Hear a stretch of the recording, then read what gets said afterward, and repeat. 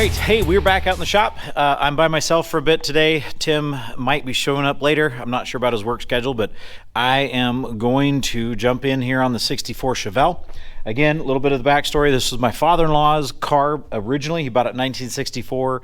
My bride and all of her siblings, I believe, came home after they were born from the in the hospital. Came home in this car. In fact, there's one little bit of history. My bride actually is the owner, or takes responsibility for one of the dents in the car, right here on this front fender. She was 16 years old, learning to drive their family van, and backed into the Chevelle. So still got one of the original dents on it that she put in it. And as you can tell, I think they've redone the top once. The paint's been done twice, and it's peeling off pretty bad. There's a couple spots of rust, just little things that we've got to, I mean, they're major things that for us, because we're amateurs trying to figure out how to do all this. But for starters, we got a broken exhaust pipe that I'm going to look at today. We've also attempted to do a rear disc brake kit. We've got front disc brakes on it. We've attempted to do a rear one, and we're having issues with this particular side, the passenger side, binding up. And so you can actually hear it like, for whatever reason, when we run it for a little while, it's like the caliper gets messed up or something, but it starts messed up. So I'm going to pull those off, and we're going to probably go back to the old drum brakes on the rear. I'm waiting for a new proportioning valve that does disc front, drum in the rear, and I'm going to show you guys that process, and we're going to start working on that today. We'll see. Maybe we'll get her driving so we can take it out and get it on the road. Our plan is this summer to get this thing running good enough that we can drive it around and use it and go to car shows and hang out in this as a family. So that's the goal. We're not going to get it all done this year, but we're just going to start making progress on it. So take you along for a ride. Thanks for joining us.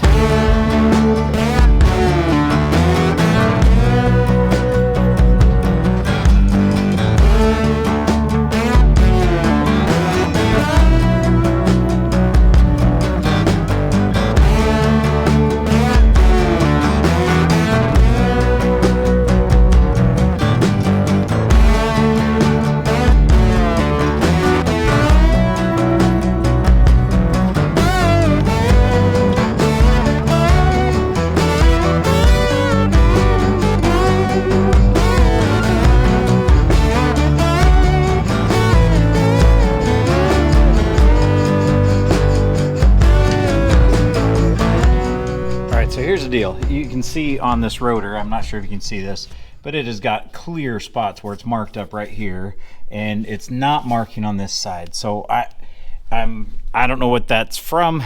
You know, they're brand new rotors. It's been doing this since we put it on. I'm going to take it off and double check and make sure that it's not a warped rotor. I'm not 100% sure how, but maybe somehow we got it warped. I don't know. But I'm going to check on that first, because I really would like to keep the disc brakes all the way around. We're all set up on it. We've got it plumbed. Everything's been working. So I think first thing I'm going to do is I'm going to pop this off, get the rotor out, and then check it and see if it's level or not, or true, and then maybe see about getting it turned down a touch and see if we can get it, make sure that it's good and flat. So I'm going to start there, and we'll see what we find as we're going. Okay, so working on the disc brakes on our conversion kit on the 64 Chevelle. As you can see right here, we have discolorization on both sides of the rotor. I just took it down to the local parts store. They put it on their lathe, checked it, it's not out of round. And so we're guessing that spot, when it heats up, that we've messed up the rotor. The guy down there was talking about how if we've got it hot enough, it could have affected the metal enough to where as it gets hot, it expands more, or it's more susceptible to that, or something like that. So we're going to go the route of looking for a new rotor and trying to replace that, see if we can get that fixed. I'm going to jump in and try and patch a spot in the exhaust right now. I've got a little piece of pipe I bought. We're just going to ad hoc it right now and see if we can get it going so we can get by for the summer. Without spending a bunch of money on an exhaust yet. So I'll turn the cameras on and take you along. Well, here we are back at the Chevelle, and I think I figured it out. I told you a little bit earlier, I think I ruined the rotor on this one side, so I've ordered a replacement rotors and pads. We're going to redo the back. This time I'm going to get them without being drilled. with the hope that if I do have any more issues, I can take them down and get them turned. They won't turn, at least the place that I got close by here, they won't turn the slotted and drilled rotors. So we're gonna redo those on the front. Oh, I gotta hook that back up. Okay. But the other thing that I did, climbed underneath of the rig here. Let me grab a flashlight. And you're gonna see my welding's terrible. I'm not a great welder, but I'm learning. And what I've done here is I had a broken pipe right here, and so I made just a junction for it and welded it in for now. We're gonna replace this whole thing, and as you can see, I don't know if you can see this, but this is super pitted.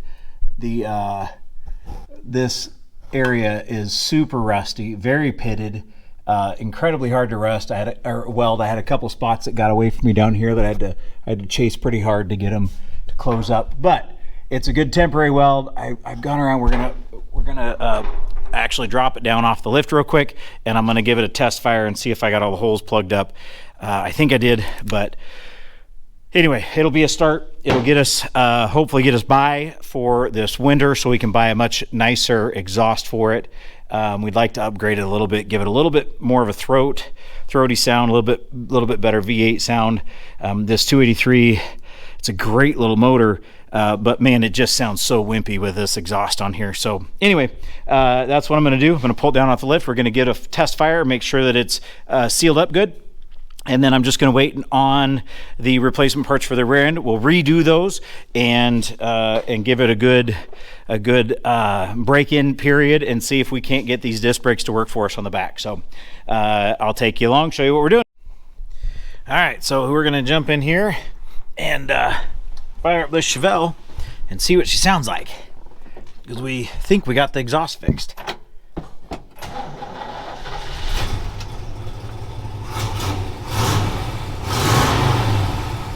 Oh.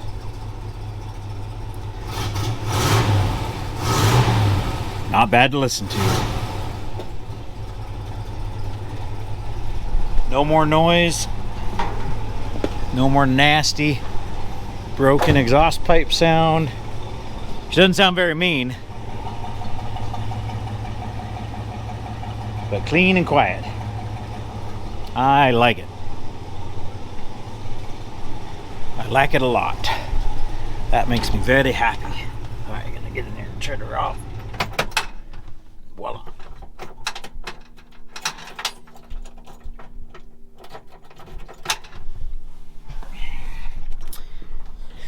All right, so that does it. We've got the exhaust fixed, I think, for the year. We'll get by with it anyway. And then I'm waiting on rotors and pads. I'll reset the rear end, and we'll be ready to take this thing out for a test drive. Okay, so we're back on the Chevelle. Tim's actually got home, and because we're waiting on the rotors and new brake pads for the rear, we are gonna go ahead and start on the dash swap, because we broke the speedometer last year. Something went wrong, either the cable broke or the speedometer. Anyway, but my father-in-law, when he was setting this car up and buying all the parts, he purchased an SS dash right here that that is all in good shape. And we're going to go ahead and replace it and get that put in. So that's what we're starting to do right now. Tim's taking apart the dash as we speak, and we will get some cameras set up so you can watch what we're doing. Here's the challenges with dash work. It requires quite a contortionist to get into those spaces. And I am so grateful that Tim is here, because he is much more flexible than I am. And he's got better eyes, so he can actually see down there. So very grateful to have him in here helping me on this part of the project. And yeah, so we're getting her done.